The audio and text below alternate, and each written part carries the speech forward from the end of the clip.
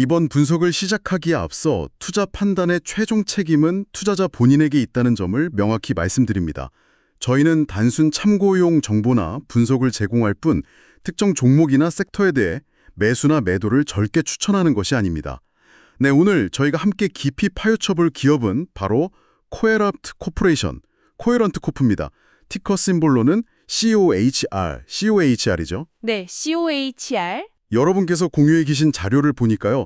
2025년 10월 23일 기준으로 주가가 121.52달러로 마감을 했는데 이게 하루 만에 5.33%, 그러니까 5% 넘게 상승한 거더라고요.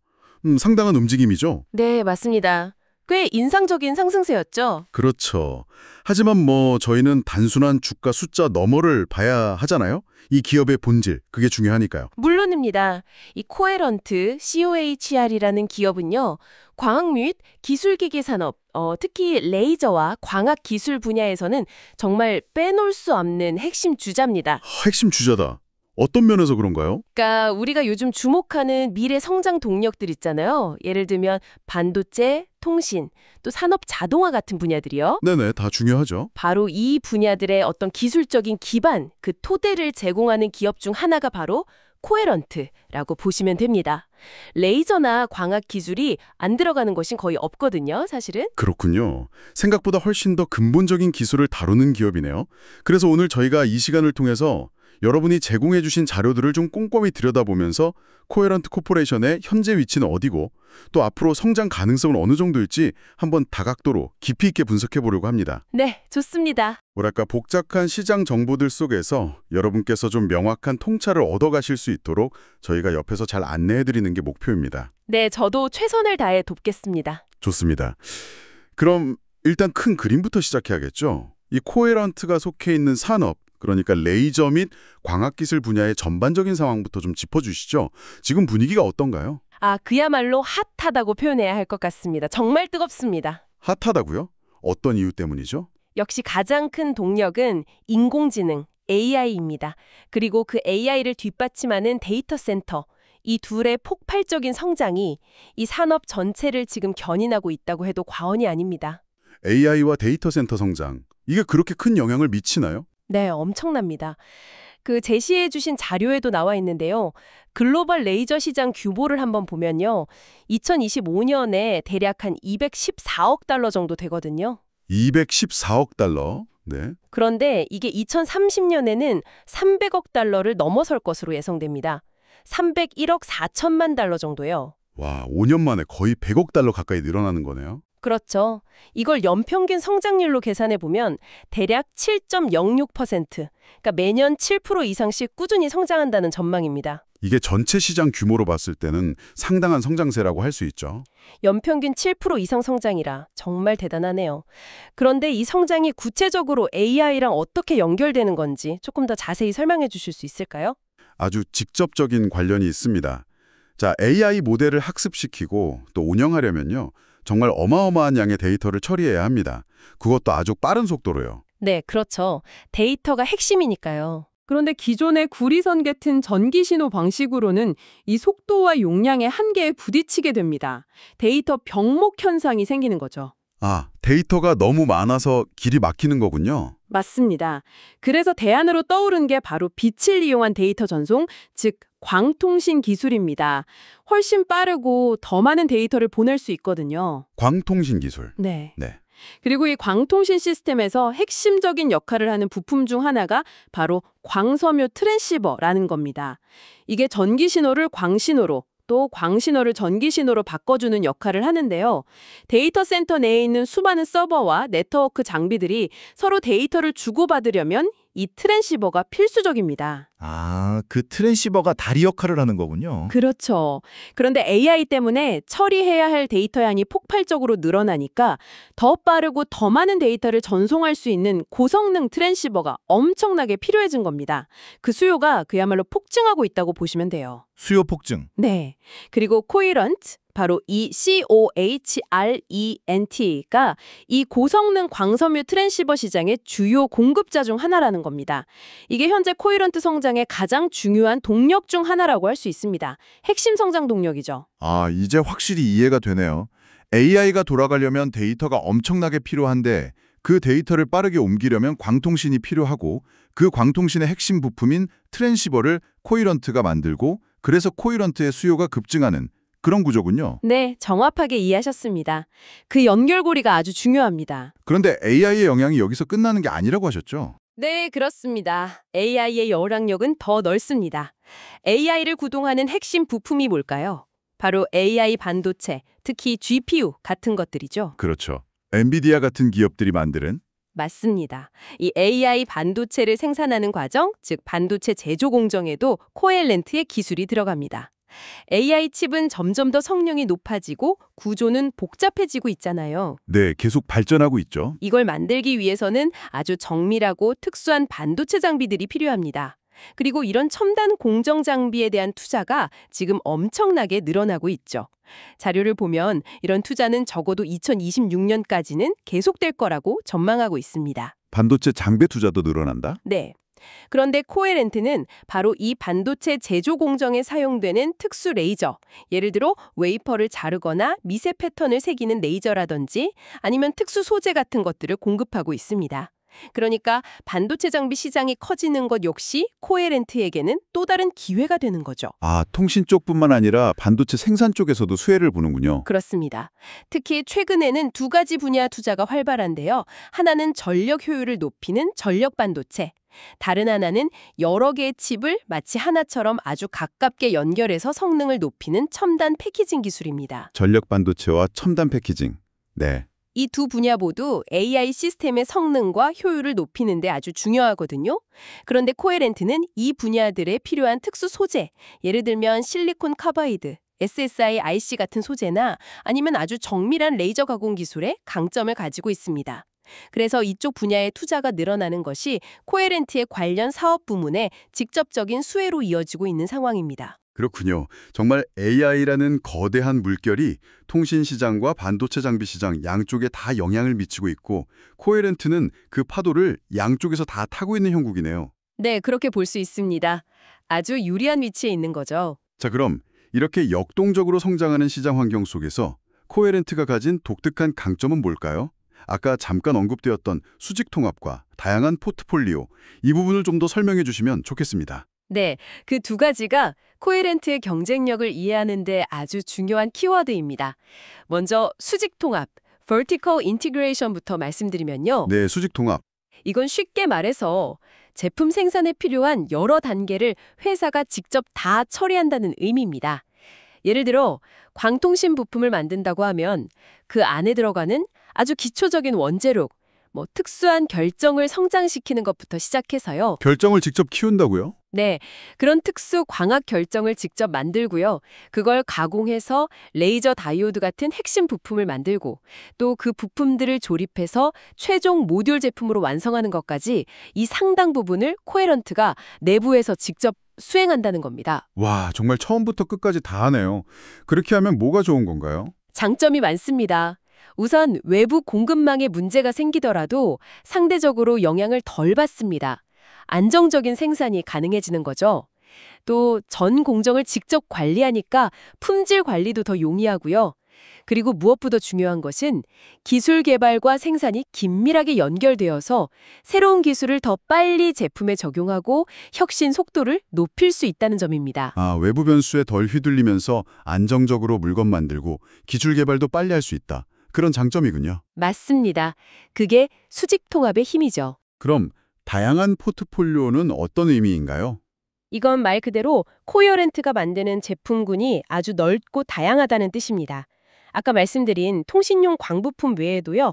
예를 들어 공장에서 금속을 자르거나 용접하는 데 쓰는 고출력 산업용 레이저도 만들고요. 산업용 레이저. 네.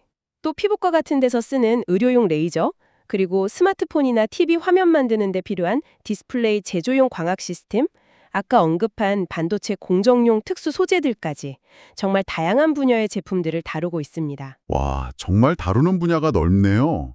그게 왜 강점이죠? 이게 왜 중요하냐면요. 어느 특정 산업 분야의 경기가 좀 안 좋아져서 그쪽 매출이 줄더라도 다른 분야에서 선방하면 전체적인 회사 실적의 변동성을 줄일 수 있습니다. 일종의 위험 분산 효과가 있는 거죠. 아, 한쪽이 부진해도 다른 쪽에서 받쳐주니까 안정적이다. 그렇죠. 그리고 또 다른 장점은 여러 기술 분야를 다루다 보니까 서로 다른 기술들을 융합해서 새로운 혁신이나 새로운 시장 기회를 만들어낼 가능성이 높다는 겁니다.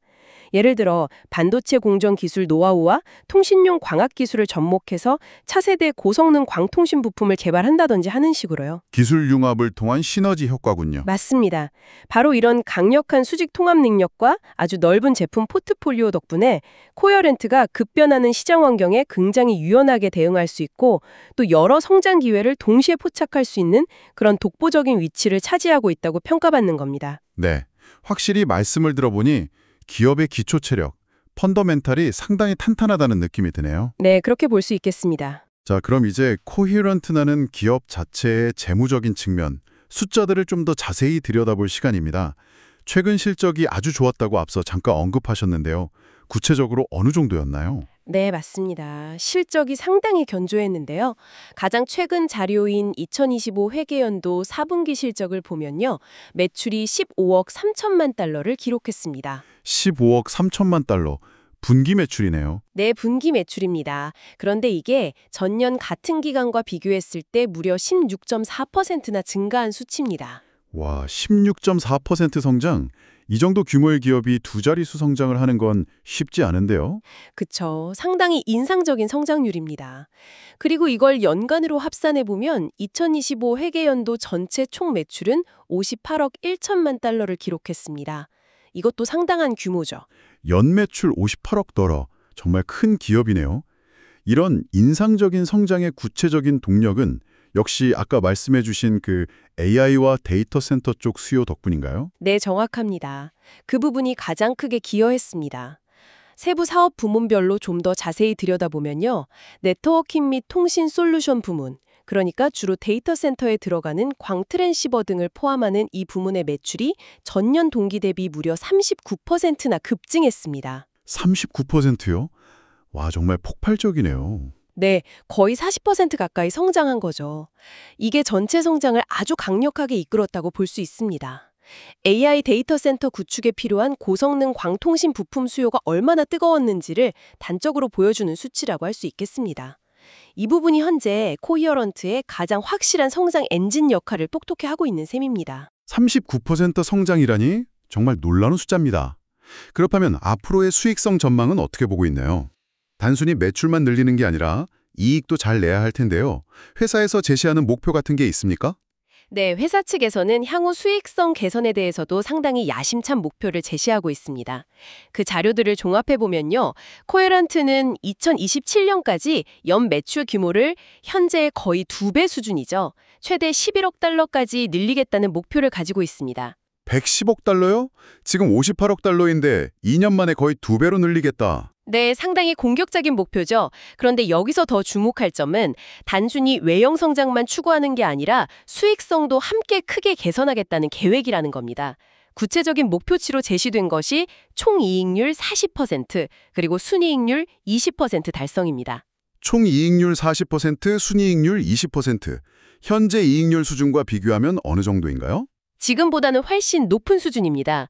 그러니까 매출을 크게 늘리면서 동시에 이익률까지 대폭 개선하겠다. 이런 아주 도전적인 목표를 세운 거죠. 와, 정말 야심차네요. 매출 성장과 수익성 개선, 이 두 마리 토끼를 다 잡겠다는 건데 이게 현실적으로 가능할까요? 쉽지 않아 보이는데요? 물론 달성하기 쉬운 목표는 아닐 겁니다. 여러 가지 노력이 필요하겠죠. 생산 효율성을 높인다든지 고부가가치 제품 비중을 늘린다든지 하는 전략들이 필요할 겁니다. 하지만 여기서 한 가지 흥미로운 점은요. 네, 어떤 점이죠? 이렇게 회사 스스로가 강력한 성장 전망과 수익성 개선 계획을 제시하고 있다는 점을 고려했을 때 현재 주가를 주당 순이익 EPS와 비교해서 보는 지표, 즉 주가 수익 비율, PER 관점에서 보면요. 어쩌면 코헤런트의 현재 주가가 이런 미래의 잠재력을 아직 충분히 다 반영하지 못하고 있을 수도 있다는 분석이 나온다는 겁니다. 아, 그러니까 미래에 돈을 훨씬 더 많이 벌 거라고 예상되는데 주가는 아직 그만큼 안 올랐을 수도 있다. 저평가 가능성이 있다는 거군요. 네, 그런 시각이 존재한다는 거죠. 미래 성장성과 수익성 개선 가능성을 감안하면 현재 주가 수준이 상대적으로 매력적일 수 있다. 즉 저평가되어 있을 가능성이 있다는 분석입니다. 물론 이게 반드시 주가가 앞으로 오른다는 보장은 절대 아닙니다. 여러 변수가 있으니까요. 하지만 투자 매력도를 평가할 때 참고할 수 있는 하나의 근거는 될 수 있겠죠. 네, 잠재적인 상승 여력이 있을 수 있다는 분석 흥미롭네요. 하지만 늘 그렇듯이 좋은 면만 볼 수는 없겠죠. 혹시 우려되는 부분이나 잠재적인 위험 요인은 없을까요? 이 성장 스토리에 뭔가 그림자는 없나요? 당연히 있습니다. 모든 투자에는 항상 위험 요인이 따르기 마련이니까요. 코에런트도 예외는 아닙니다. 자료들에서도 몇 가지 지적하는 부분들이 있는데요. 그중 하나가 바로 산업 부문, 그러니까 앞서 말씀드린 산업용 레이저나 소재 관련 사업 부문의 매출이 최근에 다소 부진한 모습을 보였다는 점입니다. 아, 통신 쪽은 폭발적으로 성장했는데 전통적인 산업 부분은 좀 주춤했다는 거군요. 네, 그렇습니다. 이 산업 부문은 코에런트의 오랜 캐시카우, 그러니까 꾸준히 현금을 창출해주는 역할을 해왔던 분야거든요. 그런데 최근 글로벌 제조업 경기가 좀 둔화되면서 이쪽 수요가 영향을 받은 것으로 보입니다. 그게 왜 위험 요인이 되는 거죠? 부분이 아무리 잘 나간다 하더라도 이 전통적인 산업 부문이 계속 부진하거나 회복이 더디다면 전체적인 회사의 성장세나 수익성의 안정성을 해칠 수 있기 때문입니다. 한쪽 날개만으로는 멀리 날기 어렵잖아요. 그래서 앞으로 이 산업 부문의 실적이 언제 그리고 얼마나 회복될 수 있을지가 코에런트의 전체적인 성장세를 안정적으로 유지하는 데 상당히 중요한 변수가 될 것으로 보입니다. 이 부분은 특히 글로벌 제조업 경기 동향과 밀접하게 연관되어 있어서 거시경제 상황을 계속 주시할 필요가 있습니다. 네, 그렇군요. 네트워킹 부분이라는 강력한 성장 엔진이 있지만 다른 한 축인 산업 부문의 회복 여부가 전체적인 균형과 안정성에 중요하다는 말씀이시네요. 맞습니다. 균형 잡힌 성장이 중요하죠. 따라서 투자자 입장에서는 단순히 AI 관련 성장 기대감만 보고 섣불리 판단할 것이 아니라 재무제표를 좀 더 깊이 들여다볼 필요가 있습니다. 예를 들어서 각 사업 부문별 실적 추이가 어떻게 변화하고 있는지, 또 회사의 현금 흐름을 어떤지, 부채 수준은 관리 가능한 범위 내에 있는지 등을 꼼꼼히 따져보는 것이 중요합니다. 공유해주신 여러 자료들에서도 이런 재무 건전성에 대한 면밀한 분석이 투자 결정에 필수적이라는 점을 거듭 강조하고 있습니다. 네, 알겠습니다. 재무적인 측면까지 잘 짚어주셨습니다. 그럼 이제 기술적인 측면으로 한번 넘어가 볼까요? 코에런트는 1966년에 설립되었다고 하셨죠? 네, 맞습니다. 역사가 아주 긴 기업이죠. 거의 60년에 가까운 역사를 가지고 있습니다. 60년이라 정말 대단하네요. 이렇게 오랜 기간 동안 레이저와 광학이라는 한 분야에서 기술적인 리더십을 어떻게 계속 유지해올 수 있었을까요? 앞서 수직 통합이 중요하다고 하셨는데 그 외에 또 다른 기술적인 강점이나 비결 같은 것이 있을까요? 네, 일단 그 오랜 역사 자체가 저는 큰 자산이라고 생각합니다. 60년 가까이 레이저와 광학이라는 한 우물만 파면서 축적된 기술적인 노하우, 경험, 그리고 수많은 특허 포트폴리오. 이건 후발주자들이 단기간에 따라잡기가 정말 어려운 일종의 강력한 진입 장벽 역할을 한다고 볼 수 있습니다. 경험과 특허가 중요하다. 그렇죠. 그리고 아까 말씀드린 그 수직 통합 역량이 단순히 생산 효율성만 높이는 게 아니라고 했잖아요. 이게 기술 혁신 속도와도 아주 밀접하게 연결됩니다. 기술 혁신 속도와 연결된다고요? 어떻게 말이죠? 예를 들어서 코에런트 내부 연구소에서 뭔가 새로운 특성을 가진 광학 소재를 개발했다고 칩시다. 그러면 이 소재를 즉시 내부의 다른 부서, 예를 들어 레이저 설계팀이나 광학 부품 개발팀에 전달해서 바로 적용해 볼 수가 있습니다. 그리고 시제품 생산과 테스트까지 내부에서 빠르게 진행할 수 있죠. 만약에 생산 단계를 다 외주에 의존한다면 이런 빠른 피드백과 적용이 어렵겠죠. 아, 내부에서 소재 개발부터 완제품까지 다 하니까 새로운 기술을 개발하고 적용하는 전체 사이클이 훨씬 빨라질 수 있다는 거군요. 맞습니다. 바로 그런 내부적인 시너지 효과, 긴밀한 협업이 코에런트가 기술 변화에 빠르게 대응하고 지속적으로 혁신을 이끌어가는 핵심 동력 중 하나라고 볼 수 있습니다. 그렇군요. 내부 시너지가 기술 리더십의 비결 중 하나다. 혹시 코에런트의 기술력을 보여주는 구체적인 사례를 좀 더 들어주실 수 있을까요? 역시 지금 가장 주목받는 분야인 AI 데이터 센터 관련 기술을 예로 들 수 있겠네요. 아까 데이터 센터 안에서 엄청난 양의 데이터가 오고 간다고 말씀드렸잖아요. 네, GPU들 사이에서요. 맞습니다. 그 안에는 수많은 그래픽 처리 장치, 즉 GPU들이 병렬로 연결되어서 복잡한 AI 연산을 수행하는데요. 이 GPU들이 서로 지연 없이 아주 빠른 속도로 통신하는 것이 전체 시스템 성능에 결정적입니다. 만약 GPU 간 통신 속도가 느리면 아무리 개별 GPU 성능이 좋아도 전체 성능은 떨어지게 되죠. 이걸 병목 현상이라고 부릅니다. 아, GPU 사이의 통신 병목 현상. 네, 바로 이 GPU 간의 초고속 연결을 가능하게 해주는 핵심 부품이 코헤런트가 만드는 고성능 광섬유 트랜시버, 그리고 그 안에 들어가는 핵심 부품인 고출력 고신뢰성 레이저 다이오드 같은 것들입니다. 특히 최근에는 데이터 전송 속도가 800GBps, 심지어 1.6TBps에 달하는 차세대 초고속 트랜시버에 대한 수요가 급증하고 있는데요. 코헤런트는 바로 이 시장에서 선도적인 기술력을 확보하고 주요 제품을 공급하고 있습니다. 이게 코헤런트의 기술적 깊이와 시장에서의 중요성을 잘 보여주는 대표적인 예시라고 할 수 있습니다. 와, 그러니까 AI 시스템의 성능을 좌우하는 GPU 간의 데이터 고속도로를 만드는 핵심 기술을 코헤런트가 쥐고 있다는 거네요. 네, 그렇게 비유할 수 있겠습니다. 아주 중요한 역할을 하고 있는 거죠. 정말 대단한 기술력입니다. 혹시 최근에 주목할 만한 또 다른 신기술이나 신제품 같은 건 없나요? 코헤런트가 계속 혁신하고 있다는 걸 보여주는? 아, 네. 최근에 발표한 기술 중에 액정 광스위치라고 하는 영어로는 OCS, Liquid Crystal Optical Switch라고 부르는 기술이 상당히 주목받고 있습니다. OCS, 액정 광스위치요? 그건 어떤 기술인가요? 데이터 센터 내에는 수많은 광섬유 케이블들이 연결되어 있는데요.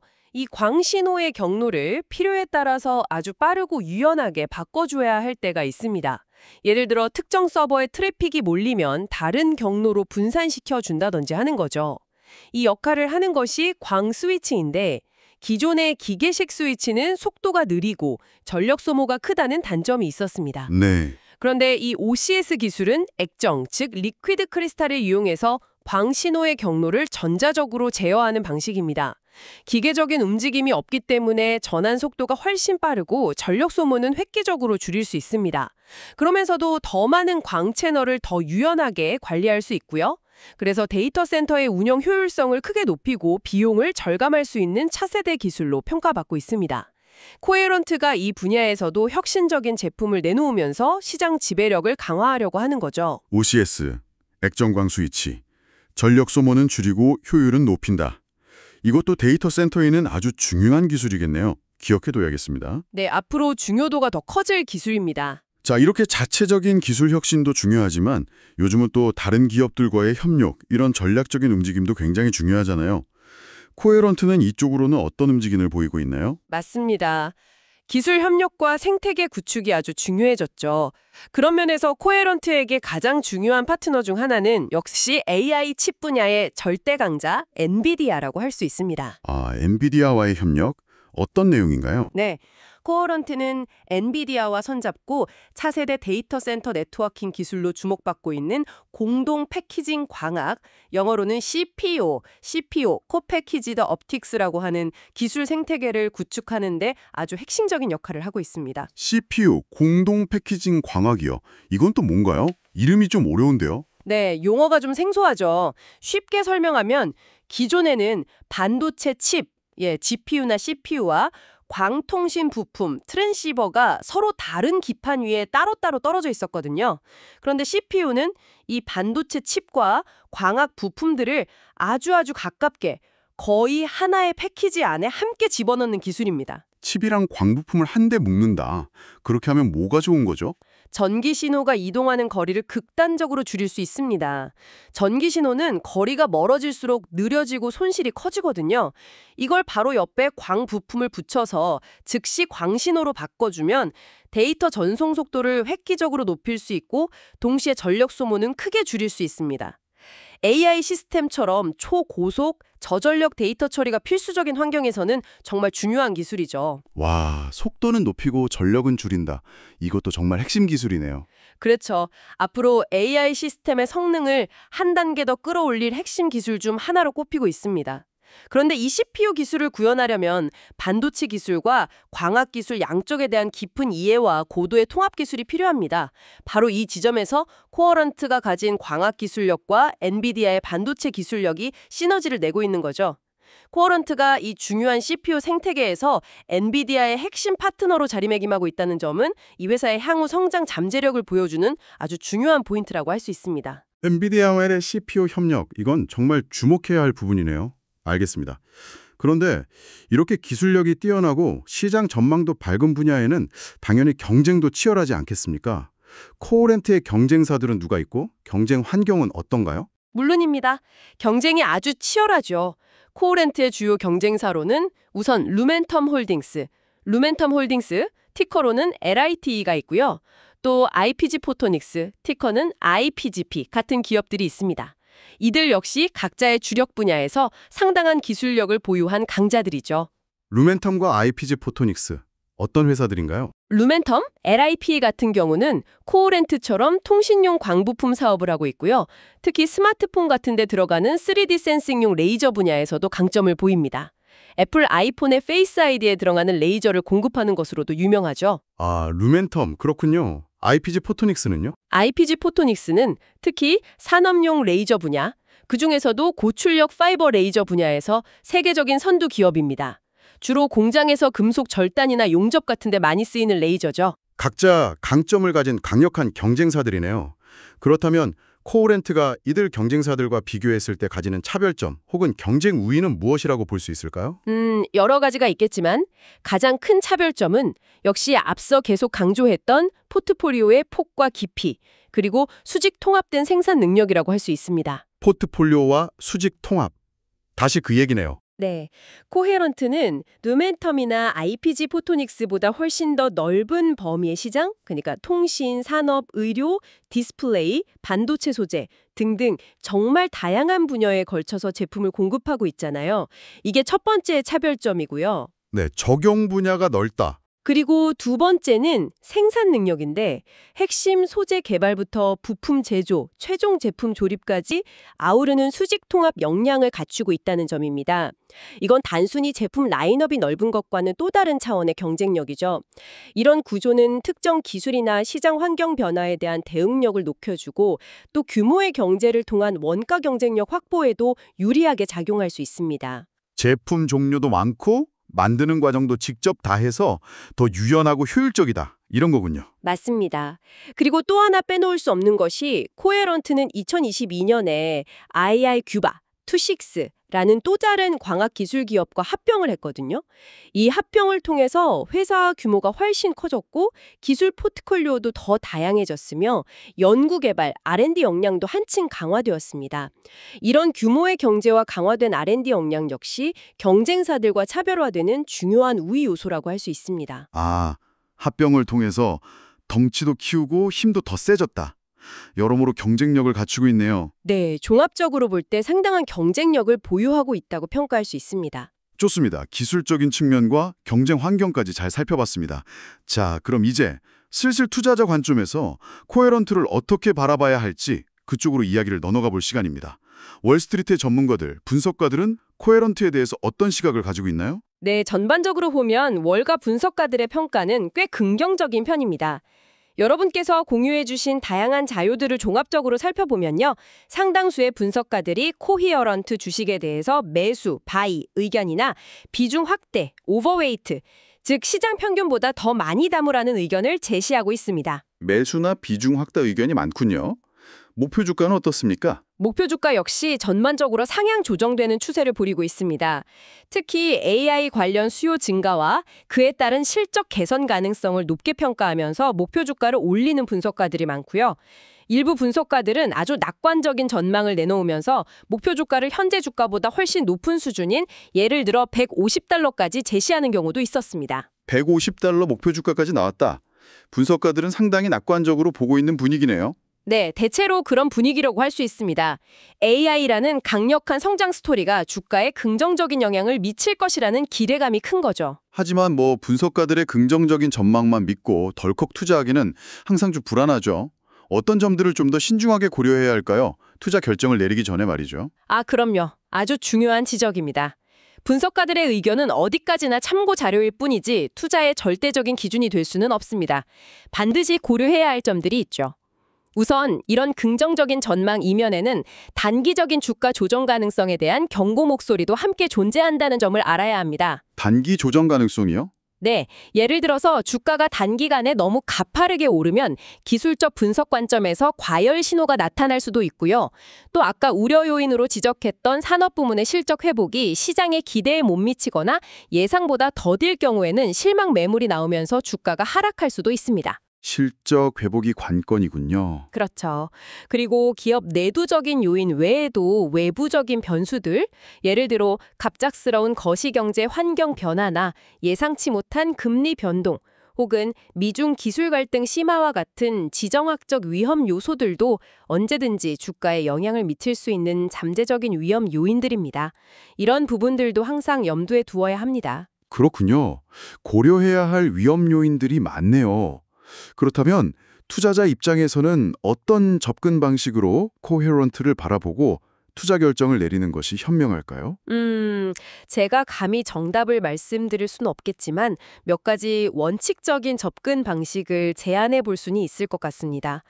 가장 중요한 것은 단순히 분석가들의 목표 주가나 시장의 뜨거운 분위기에 휩쓸리지 않는 것입니다. 대신에 기업의 본질적인 가치, 즉 내재 가치를 스스로 한번 평가해 보려는 노력이 필요하다고 생각합니다. 내재 가치를 스스로 평가한다. 좀 어려울 것 같은데요? 네, 물론 쉽지는 않습니다. 전문적인 지식도 필요하고요. 하지만 예를 들어서 기업이 앞으로 벌어들일 것으로 예상되는 미래의 현금 흐름을 예측해보고 그것을 적절한 할인율을 적용해서 현재 시점의 가치로 환산해보는 방법이 있습니다. 이걸 현금 흐름 할인, DCF, 디스카운티드 캐시플로우 모델 분석이라고 하는데요. 이런 방법을 통해서 기업의 적정 주가가 어느 정도 수준일지 나름의 기준을 세워보는 거죠. DCF 분석. 네. 이런 분석이 완벽할 수는 없지만 적어도 시장의 단기적인 변동성에 휘둘리지 않고 좀 더 장기적인 관점에서 기업을 바라볼 수 있는 틀을 제공해 줄 수 있습니다. 그리고 또 중요한 것은 이렇게 나름의 분석과 판단을 거친 후에는 최종적으로 여러분 자신의 투자 목표와 투자 기간, 그리고 무엇보다 자신이 감내할 수 있는 위험 수준, 즉 위험 감수 성향을 종합적으로 고려해서 신중하게 최종 결정을 내리는 것입니다. 아무리 좋은 기업이라고 평가받는 주식이라도 자신의 투자 원칙이나 성향과 맞지 않는다면 좋은 투자 대상이 아닐 수도 있거든요. 객관적인 기업 가치 평가 노력과 더불어 자신의 투자 원칙과 위험 감수 수준을 고려하는 것이 중요하다는 말씀이시군요. 아주 중요한 지적 감사합니다. 네, 꼭 명심하셨으면 하는 부분입니다. 자, 그럼 이제까지 저희가 나눈 이야기들을 한번 종합적으로 정리해 볼 시간입니다. Coherent Corp, 티커 심볼 COHR. 이 기업에 대한 저희의 분석을 요약해 본다면 어떻게 정리할 수 있을까요? 네, 종합적으로 볼 때 코헤런트 코프는 현재 우리 시대의 가장 거대한 기술 변화 중 하나인 AI와 데이터 센터 혁명의 바로 중심에서 그 기반이 되는 핵심 기술, 즉 레이저와 광학 기술을 제공하는 아주 강력한 기술 기업이다. 이렇게 요약할 수 있겠습니다. AI 혁명의 중심에선 강력한 기술 기업. 긍정적인 측면을 다시 한번 정리해보면 첫째, AI 관련 수요 급증에 힘입어서 최근 아주 견고한 재무 성장세를 보여주고 있다는 점. 둘째, 60년에 가까운 오랜 역사를 통해 축적된 깊이 있는 기술력과 노하우, 그리고 수직 통합된 생산 능력을 갖추고 있다는 점. 셋째, 엔비디아와 같은 핵심 파트너와의 협력을 통해서 CPU 같은 미래 핵심 기술 분야를 선점해 나가고 있다는 점. 이런 부분들이 코히런트의 밝은 미래를 기대하게 만드는 요인들이라고 할 수 있습니다. 네, 확실히 강점들이 많아 보입니다.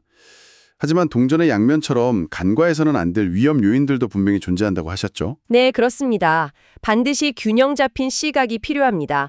위험 요인으로는 첫째, 루멘텀, IPG 포토닉스 등 강력한 경쟁사들과의 경쟁은 앞으로도 계속 심화될 것이라는 점. 둘째, 전통적인 캐시카우 역할을 했던 산업용 레이저 등 특정 사업 부문의 실적이 거시경제 상황에 따라 변동성을 보일 수 있다는 점. 셋째, 예측하기 어려운 전반적인 거시경제 환경의 불확실성이나 지정학적 리스크 같은 외부 변수들도 항상 고려해야 한다는 점. 이런 부분들이 주요 위험 요인이라고 할 수 있겠습니다. 경쟁 심화, 특정 사업 부진 가능성, 거시경제 불확실성. 네. 따라서 코히런트에 투자하거나 관심을 가지시는 분들이라면 이처럼 코히런트를 둘러싸고 있는 다층적인 기회 요인과 위험 요인들을 모두 종합적으로 고려하고 균형 있게 바라보는 시각이 필요합니다.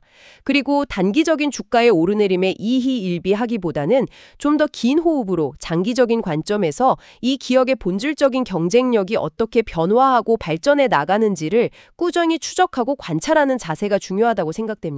네, 기회와 위험의 균형, 그리고 장기적인 관점, 아주 중요한 말씀입니다. 자, 그럼 오늘 코히런트 코프에 대한 깊이 있는 분석은 이 정도로 마무리할까 하는데요. 마지막으로 오늘 저희의 논의를 바탕으로 여러분께 한번 생각해 볼 만한 질문, 뭐랄까 화두를 하나 던져드리면서 마무리하면 어떨까 싶습니다. 네, 좋습니다. 어떤 질문인가요? 코히런트는 지금까지 보면 AI 혁명이라는 이 거대한 무대의 전면에 나서기보다는 그 뒤편에서 아주 중요한 핵심 기술과 부품을 묵묵히 공급하는 그런 조용한 강자 혹은 숨은 전략가 같은 이미지가 강했습니다. 그렇죠. 네, 그런 면이 있죠. 자, 여기서 질문입니다. 과연 코히런트가 현재의 이런 위치를 넘어서 앞으로 지속적인 기술 혁신과 전략적인 움직임을 통해 AI와 데이터 센터 시대를 앞에서 이끌어 나가는 그야말로 산업의 지배자, 인더스트리 도미네이터와 같은 존재로 거듭날 수 있을까요? 아, 산업의 지배자가 될 수 있을 것인가? 흥미로운 질문이네요. 네. 만약 그렇게 된다면 어떤 새로운 기술적인 돌파구나 혹은 예상치 못한 시장의 변화가 코히런트의 이러한 변혁을 가능하게 만들까요? 반대로 만약 그렇지 못한다면 어떤 요인들이 코히런트의 발목을 잡거나 성장을 가로막는 장애물이 될 수 있을까요? 이 질문에 대해 여러분 스스로 한번 깊이 고민해 보시면 오늘 저희가 함께 살펴본 코히런트라는 기업을 이해하는데 훨씬 더 흥미롭고 입체적인 관점을 얻으실 수 있지 않을까 생각합니다. 네, 아주 좋은 질문인 것 같습니다. 미래를 예측하는 것은 어렵지만 이런 질문을 통해 기업의 본질과 잠재력을 더 깊이 생각해보는 계기가 될 수 있겠네요. 다시 한번 말씀드리지만 투자 판단의 최종 책임은 투자자 본인에게 있다는 점을 명확히 말씀드립니다. 저희는 단순 참고용 정보나 분석을 제공할 뿐 특정 종목이나 섹터에 대해 매수나 매도를 절대 추천하는 것이 아닙니다. 항상 여러분의 성공 투자를 기원합니다. 내용이 좋으셨다면 구독, 좋아요 부탁합니다.